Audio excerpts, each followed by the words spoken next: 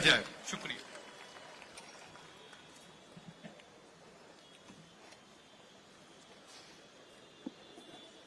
CPA Bharat zone के इस सम्मेलन में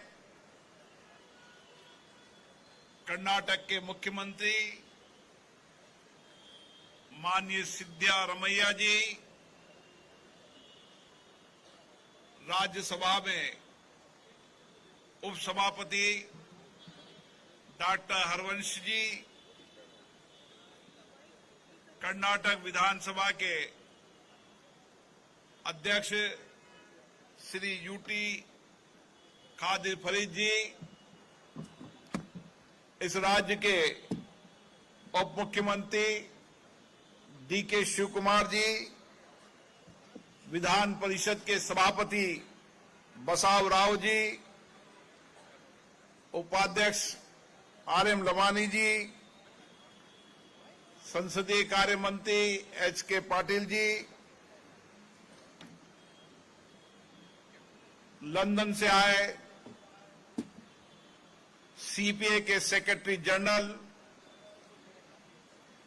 देश भर की विधानसभा के और विधान परिषद के माननीय अध्यक्ष, उपाध्यक्षगण, राज्य सरकार के मंत्रीगण, सांसदगण और सभी प्रतिनिधि भाइयों बहनों, मैं आपका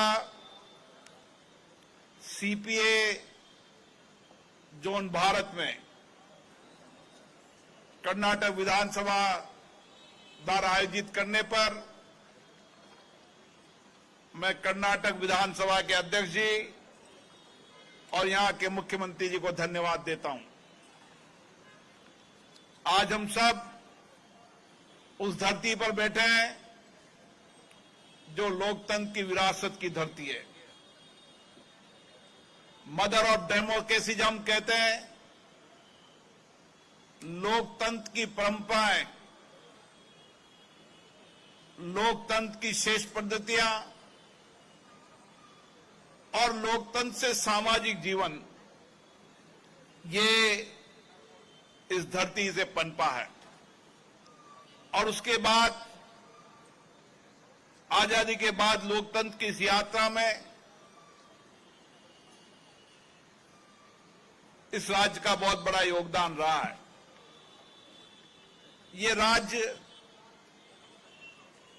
जहां अपनी विरासत के लिए, वहां आधुनिकता के लिए भी ये हमारे देश की पहचान है। तकनीकी विज्ञान से लेकर आध्यात्मिक, स्वतंत्रता सेनानी और अन्य विरासत के साथ आधुनिकता का ये राज्य आज भारत की प्रगति का एक महत्वपूर्ण राज्य बन चुका है।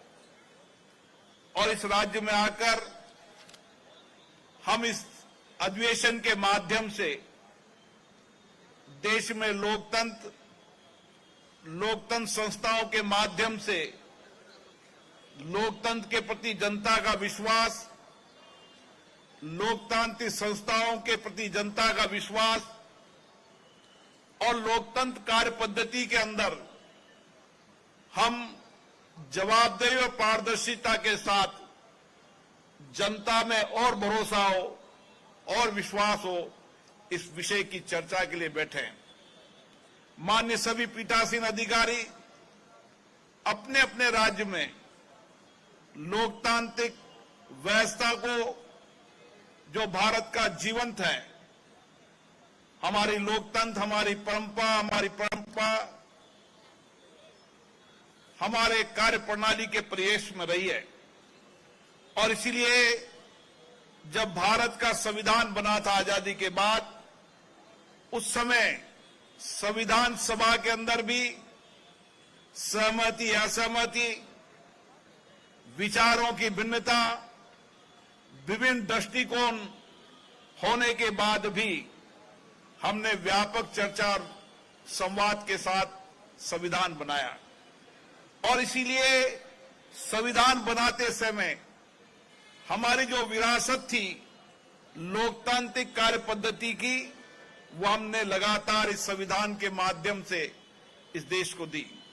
मैं संविधान निर्माता बाबा साहब अंबेडकर जी और उन सभी संविधान निर्माताओं को धन्यवाद देता हूं कि आज हम सबको गर्व है कि दुनिया का सबसे बड़ा लोकतंत्र भारत है और दुनिया का सबसे जीवंत हमारा संविधान है, जो हमें आज भी मार्गदर्शन देता है।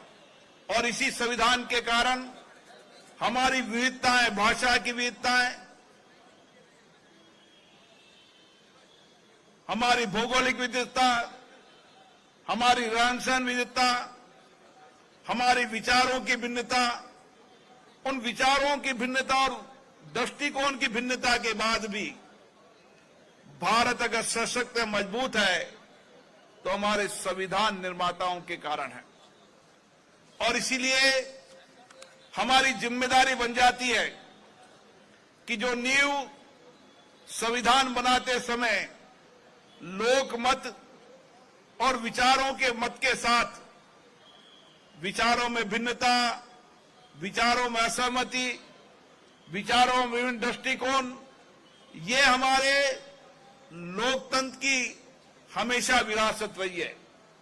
और आज भी हम दुनिया के अंदर सबसे बड़े लोकतंत्र हैं, सशक्त लोकतंत्र हैं, तो उसका कारण ये है कि हम हमारी विधानसभाएं हो चाहे लोकसभा के अंदर अपने अपने विचार, असहमति, विभिन्न दृष्टिकोण, लेकिन जब देश का सवाल आता है तो हमने सामूहिकता के साथ निर्णय किए हैं। आज ये विचार का विषय कि हमारी संस्थाओं के प्रति जनता का और भरोसा, विश्वास हो।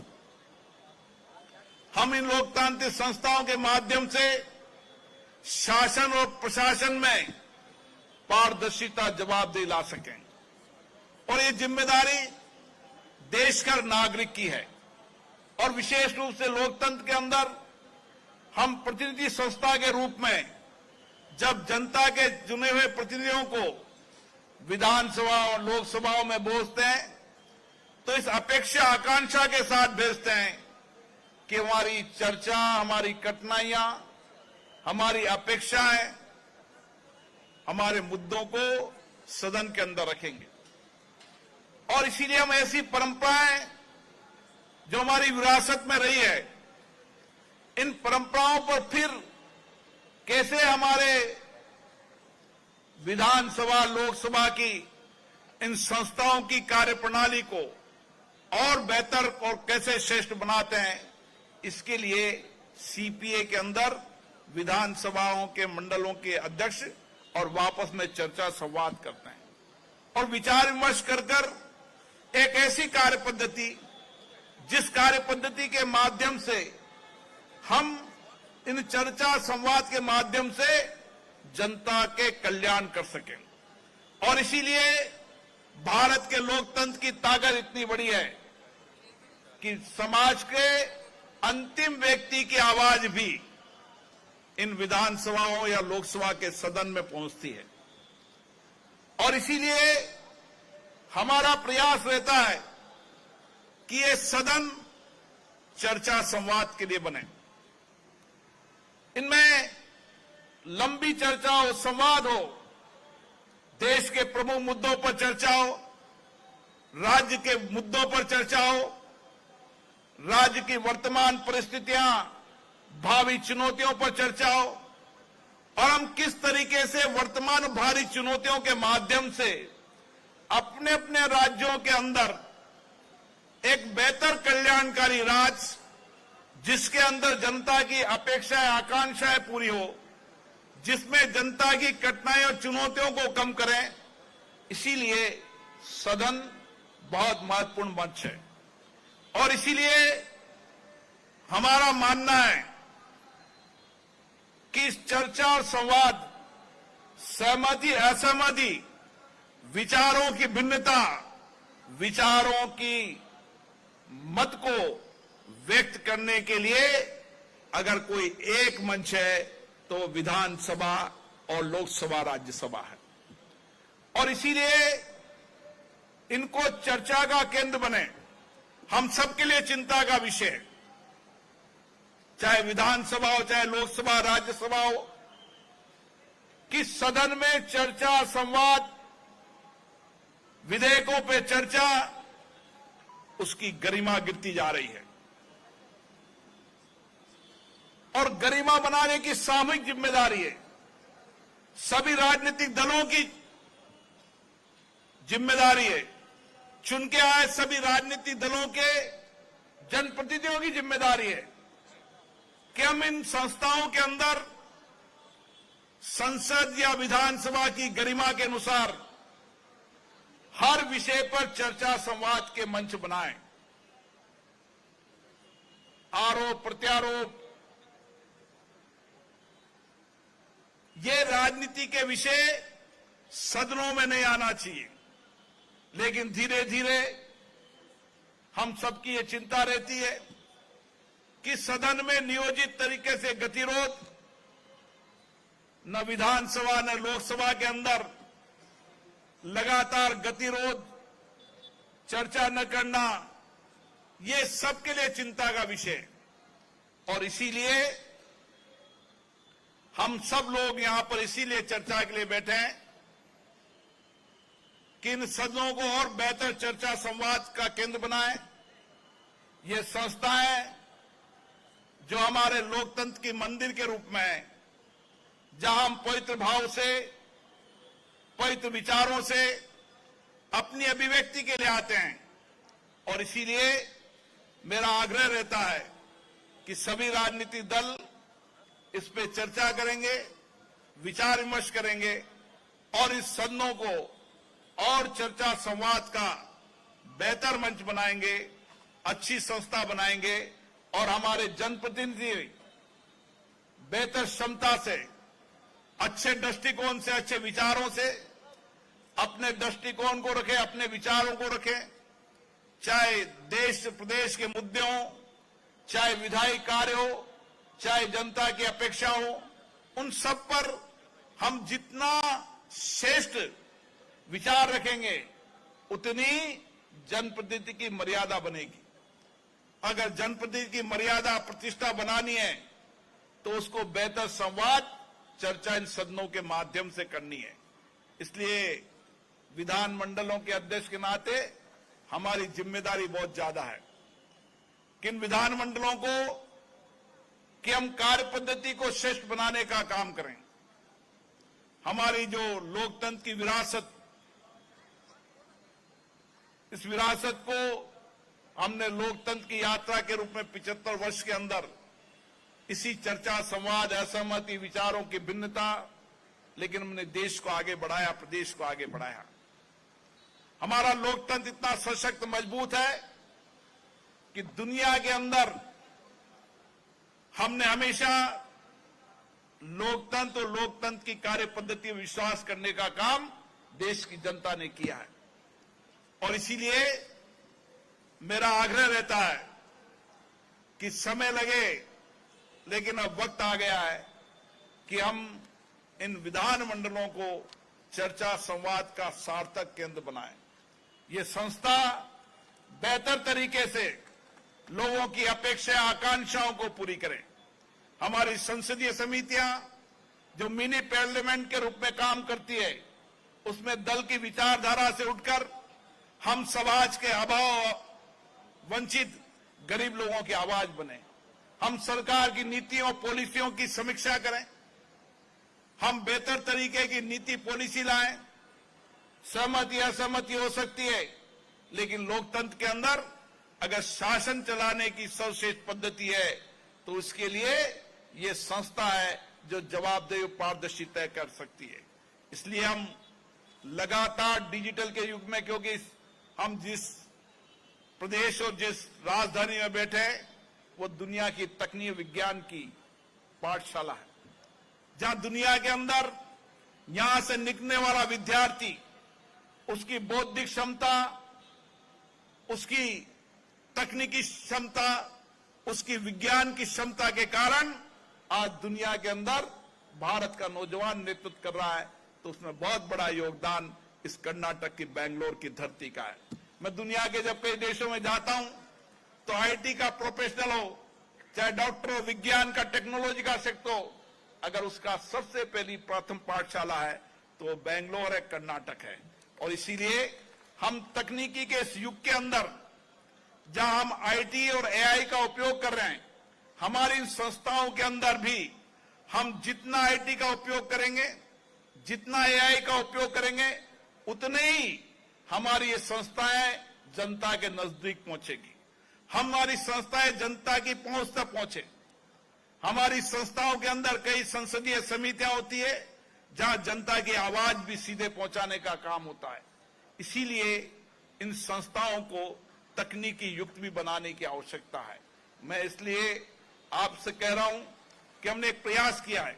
हमारे प्रधानमंत्री माननीय नरेंद्र मोदी जी ने विधानमंडल के अध्यक्षों के सम्मेलन में कहा था कि राज्य विधानसभाएं और केंद्र विधानमंडल एक प्लेटफॉर्म पर आए, और हमने डिजिटल संसद के रूप में सारी राज्य की विधानसभाओं की कार्रवाई और केंद्रीय विधानमंडल की कार्रवाई एक प्लेटफॉर्म पर लाने का प्रयास किया है, जहां हम देश की सारी विधायन संस्थाओं की सारी कार्रवाइयों को, डिबेट को, चर्चा को, बजट को देख सकें, ताकि इस अनुभव को, इस बेस्ट प्रैक्टिस को साझा कर हम अपनी अपनी संस्थाओं को और बेहतर बना सके। हमारी जिम्मेदारी है कि ये चर्चा संवाद हम इसलिए करते हैं कि हमारी अपनी अपनी संस्थाएं, जो हमारे लोकतंत्र की सबसे मजबूत संस्थाएं, उनको बेस्ट प्रैक्टिस से, बेस्ट चर्चा से, अपने अपने अनुभव विचारों से हम इसके अंदर हमारे जनप्रतिनिधियों की क्षमता निर्माण भी करें। हमारे जनप्रतिनिधियों को नीतिगत मामलों के अंदर, वैचारिक मामलों के अंदर अपने दृष्टिकोण रखने में और अभिव्यक्ति दें, और मौका दें, और अवसर दें, ताकि वो अपनी बात को बेहतर तरीके से रख सके। चाहे विधायी कार्य हो, चाहे लोकहित के मुद्दे मामले हो, सभी मुद्दों पर हम जितना उनको बेहतर तरीके का समय अवसर देंगे, उतना ही बेहतर काम करेंगे।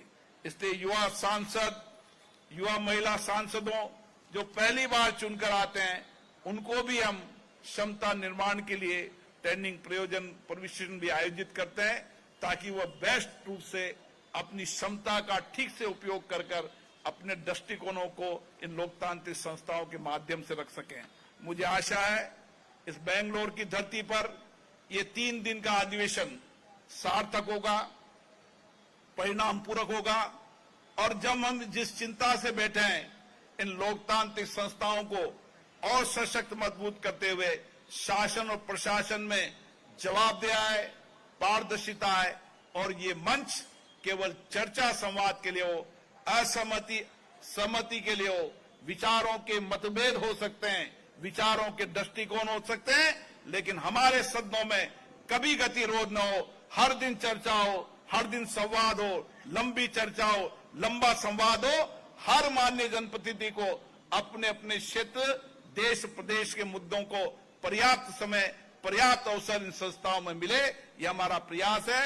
और हम विश्वास दिलाते हैं कि एक दिन ये वक्त आएगा जब किसी दिन भी कोई न्यूज नहीं छपेगी कि आज इस विधानसभा में या लोकसभा में गतिरोध हुआ। हर दिन चर्चा संवाद हुई। ऐसी संस्थाओं को हम प्रयास कर रहे हैं। मुझे आशा है कि इस 2-3 दिन के सम्मेलन में और विचार विमर्श करेंगे, और जनप्रतिनिधियों से आग्रह करेंगे, और राजनीतिक दलों से विचार विमर्श करके कहेंगे कि ये संस्थाएं चर्चा संवाद के लिए, सहमति असहमति है, विचारों की भिन्नता है, अपने अपने विचारधारा को अभिव्यक्त करने के लिए है, लेकिन ये मंच केवल चर्चा संवाद के लिए। आप सबको विशेष रूप से धन्यवाद। मैं इस राज्य के मुख्यमंत्री जी को और इस राज्य के विधानसभा अध्यक्ष जी को बहुत बहुत धन्यवाद देता हूं, जिन्होंने सफल आयोजन किया। धन्यवाद तो मैं जब समापन पे दूंगा, लेकिन जिसकी शुरुआत अच्छी होती है उसका समापन भी अच्छा होगा, तो निश्चित रूप से इस सीपीए का सार्थक परिणाम भी होगा। आप सबको बहुत बहुत धन्यवाद।